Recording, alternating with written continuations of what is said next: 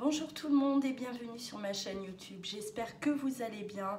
Alors aujourd'hui on va parler des flammes jumelles, donc cette vidéo va concerner les personnes qui sont bel et bien dans un parcours de flammes jumelles et qui ont besoin de réponses, qui ont besoin d'être guidées.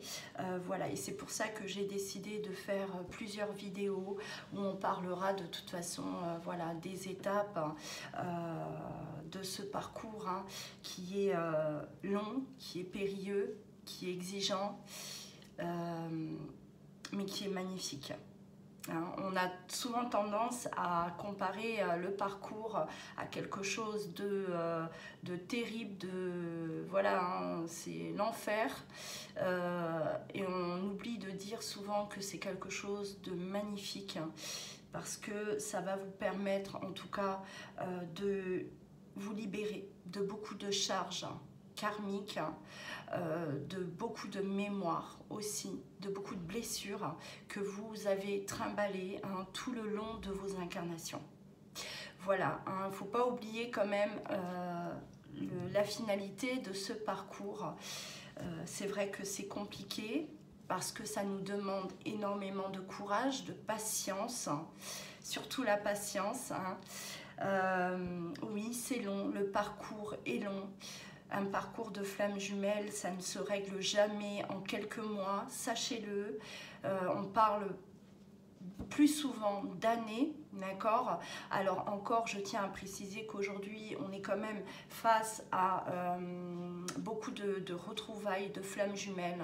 Voilà, moi dans mes consultations, les personnes que j'accompagne dans ce parcours, il y a de nombreuses, en tout cas, flammes jumelles qui se retrouvent de plus en plus, en tout cas, les dernières années, les derniers mois et les dernières semaines. Voilà, quand je discute avec mes collègues, que ce soit médium, énergéticien, thérapeute, voilà, on a constaté qu'effectivement beaucoup de flammes jumelles commencent à se retrouver, se réunir maintenant, de plus en plus.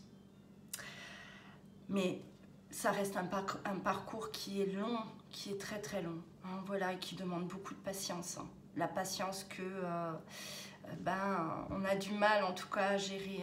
C'est une des choses les plus compliquées dans le parcours, bien entendu. Parce qu'on a le manque de l'autre, on a conscience qu'on est dans ce parcours de flammes jumelles et on n'a qu'une hâte, c'est de retrouver, de se réunir à sa moitié.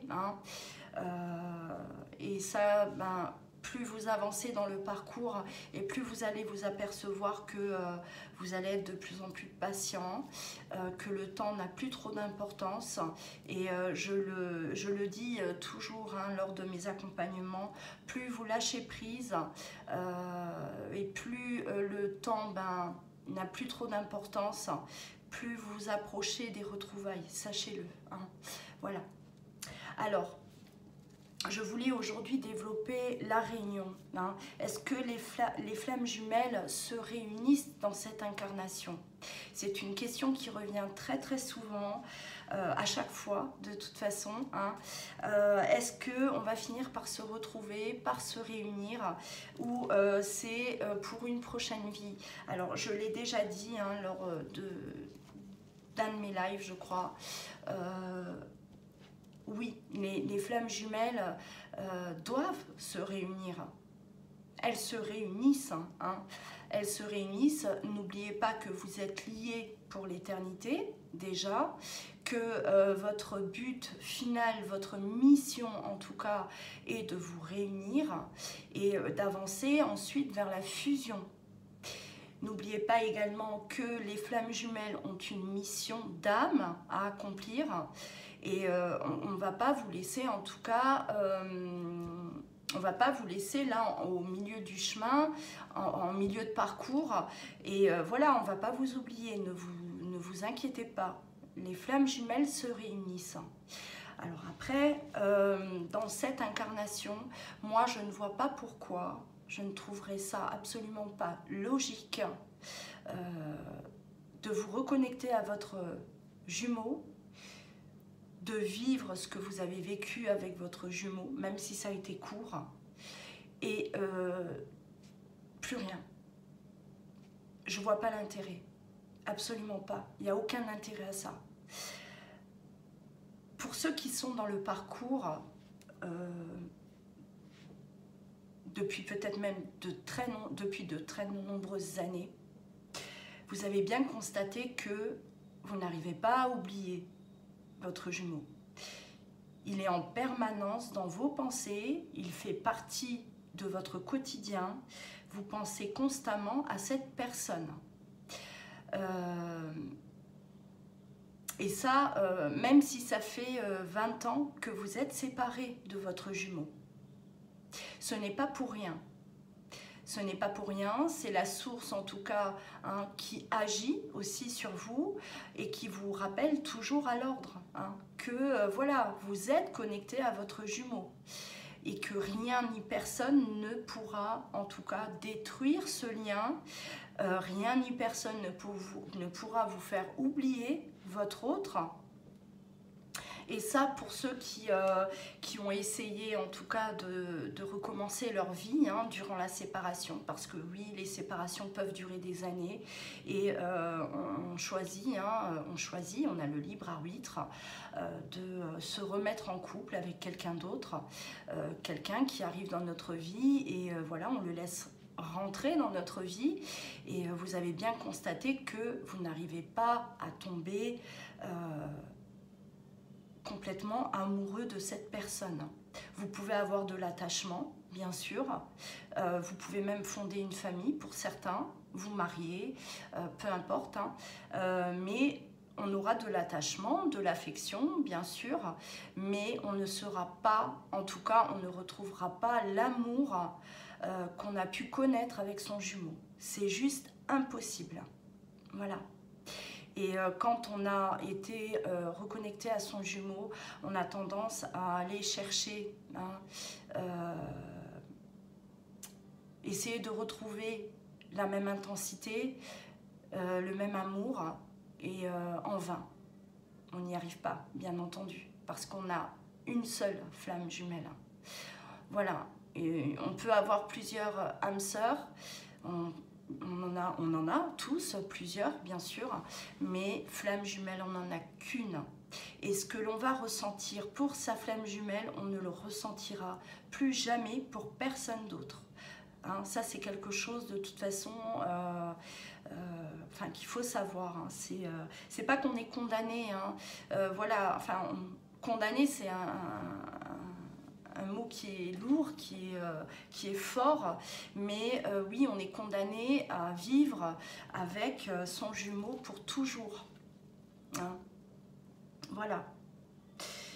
De toute façon, j'ai déjà expliqué hein, dans d'autres vidéos ce que vous ressentez à partir du moment où vous vous reconnectez à votre flamme jumelle, ce que vous ressentez pendant que vous vivez cette lune de miel également, la séparation. Je ferai une vidéo aussi par rapport à la séparation hein, et ce qui se passe après la séparation. Mais là, je voulais vraiment parler de cette réunion parce que c'est une question voilà, qui revient tellement souvent et je voulais y répondre le plus rapidement possible en tout cas. Alors la réunion, oui, bien sûr, hein, on doit se réunir à son jumeau. Comment y arriver? Comment accéder à la réunion? Alors c'est à partir du moment où vous allez être séparés, on parle de séparation, moi je préfère le terme préparation, donc on appelle ça la séparation parce que oui, vous êtes de nouveau séparés de votre jumeau après votre lune de miel, hein, voilà, il y a cette séparation qui vous tombe dessus. Une séparation qui est inévitable dans le parcours flamme jumelle. Une séparation qui est brutale, qui est incomprise. Voilà, une incompréhension totale. Parce qu'à ce moment-là, vous n'avez pas conscience que vous êtes dans ce parcours. Donc, vous ne savez pas ce qui se passe.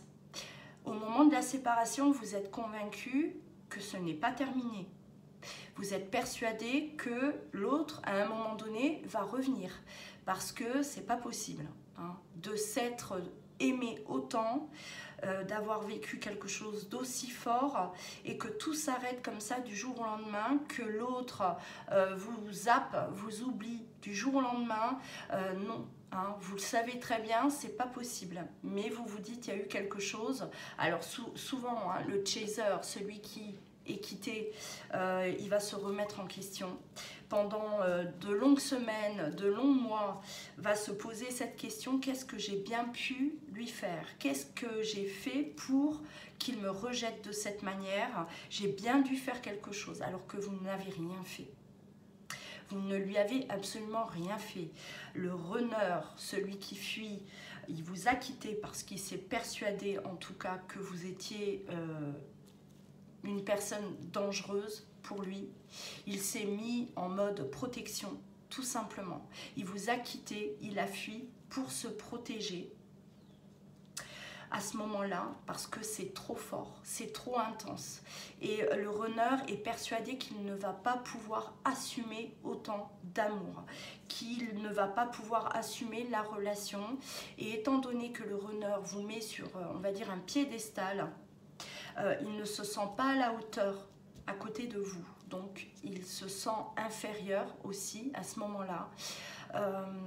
La peur d'être rejeté par vous, chaser, alors il préfère fuir tout simplement pour éviter de souffrir. Hein. Pour lui, la fuite, c'est une libération, c'est une délivrance. Et d'ailleurs, le runner, après la séparation, il a vraiment l'impression d'avoir échappé à une catastrophe. Hein, il s'est dit, fou, heureusement, hein, j'avais raison, j'en étais sûre, cette personne-là, c'était trop beau pour être vrai, j'ai eu raison de la quitter parce que sinon, voilà, j'allais y laisser ma peau, c'est un peu ça. Hein. Voilà. Alors la réunion, oui, bien sûr, hein, elle est dans cette incarnation. Moi, je ne vois pas pourquoi on ne se réunirait pas dans cette incarnation. Ce n'est juste pas logique. Ça ne fait pas partie du plan divin. Hein. On vous a réunis, on vous a mis l'un face à l'autre dans cette incarnation. C'est dans cette incarnation que vous allez devoir, en tout cas, vous libérer de toutes vos charges karmiques, de toutes vos blessures, guérir le maximum, en tout cas, de blessures. Vous allez devoir travailler sur vous. C'est intense. C'est un parcours qui est très exigeant aussi. Hein, voilà. C'est un travail sans relâche. Tout le temps. À partir du moment où il y a la séparation, ça ne vous quitte plus. Peu importe hein, la direction que vous preniez après la séparation, peu importe ce que vous faites dans votre vie, ça ne vous quitte plus. Vous savez très bien que vous allez devoir avancer coûte que coûte. Vous allez devoir en tout cas travailler sur vous au maximum pour justement retrouver votre équilibre, atteindre l'amour de vous-même surtout, hein, regagner confiance en vous, estime de vous. Alors quand on parle hein, de cette atteindre l'amour inconditionnel, on a souvent tendance à croire que c'est quelque chose d'inatteignable, c'est quelque chose de voilà, moi avec toutes mes blessures, avec le karma là, que je trimballe depuis toujours, enfin c'est impossible. Hein, voilà, ça c'est des choses que j'entends très souvent. J'y arrive pas. Vous allez devoir lâcher prise.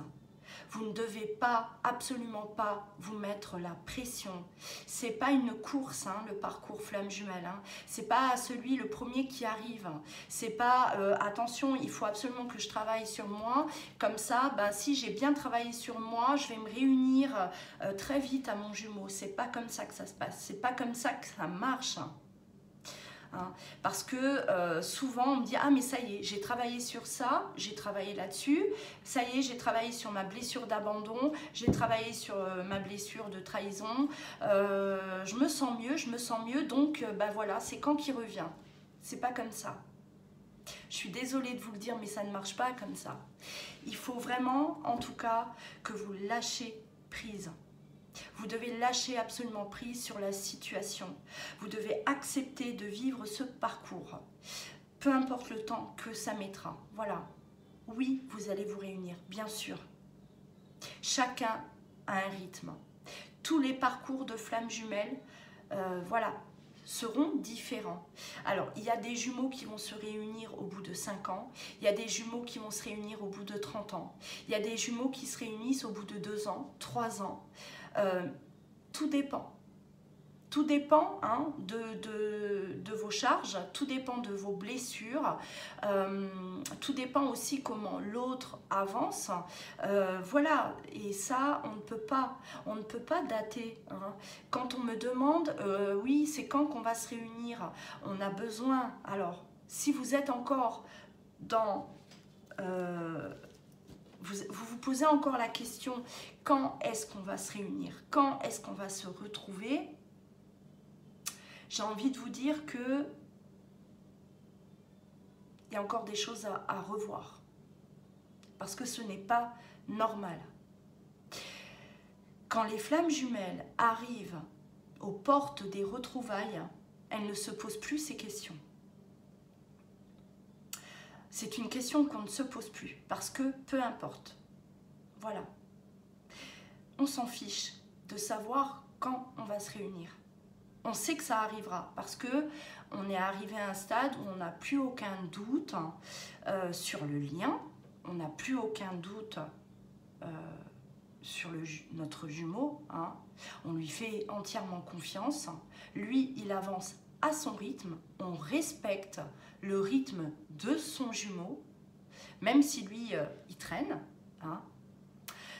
Ce n'est pas votre problème, ça ne vous concerne pas.